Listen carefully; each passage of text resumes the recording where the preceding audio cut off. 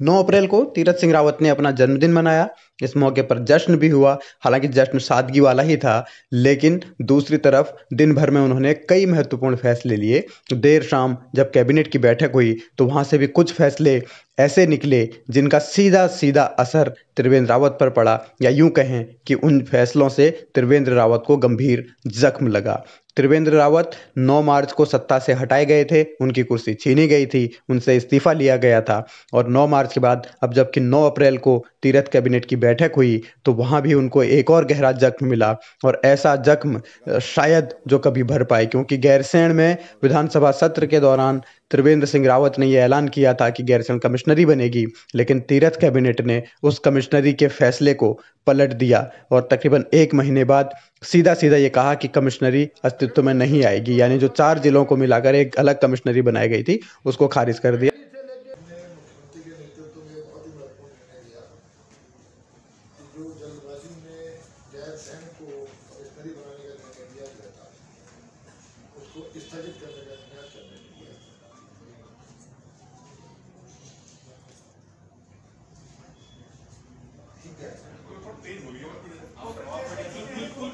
भावनाओं के अनुरूप गैरसैंण में जो कमिश्नरी बनाने का निर्णय लिया गया था उस निर्णय को मंत्रिमंडल ने स्थगित करने का निर्णय।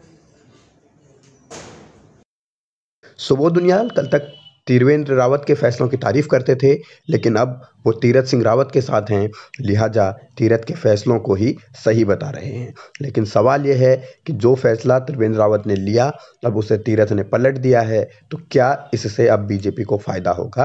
क्योंकि गैरसैंण कमिश्नरी को लेकर बीजेपी के बहुत सारे विधायकों में नाराजगी थी, लोगों ने भी आक्रोश जताया था, इसीलिए उस फैसले को पलट दिया गया है। यानी ये एक और ऐसा फैसला है जो त्रिवेंद्र ने लिया और तीरथ ने पलट दिया।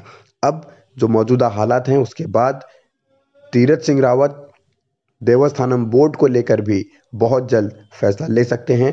हालांकि उन्होंने देवस्थानम बोर्ड के अंदर जो 51 मंदिर हैं उनको बाहर करने का डिसीजन ले लिया है और अब सिर्फ फैसला इस बात का लेना है कि जो देवस्थानम बोर्ड है वो कब तक अस्तित्व में रहेगा, क्योंकि ये साफ हो चुका है कि उस पर भी पुनर्विचार किया जाएगा। ये तीरथ सिंह रावत ने साफ कर दिया है। यानी कि जो भी चीज़ें देवस्थानम बोर्ड को लेकर जो नाराज़गी थी, उन संतों की या तीर्थ पुरोहितों की नाराज़गी भी वो दूर करना चाहते हैं। मंदिरों की देवस्थान बोर्ड की बात आई थी अभी संतों के बीच में, मैंने तय किया है उस पर पुनर्विचार करेंगे, लेकिन साथ ही जो 51 मंदिर नए जोड़े हैं उनको उससे मुक्त कर देंगे। नमस्कार। सत्ता में आने के बाद से ही तीरथ सिंह रावत पूर्व मुख्यमंत्री को झटके दे रहे हैं, उनके फैसले पलट रहे हैं।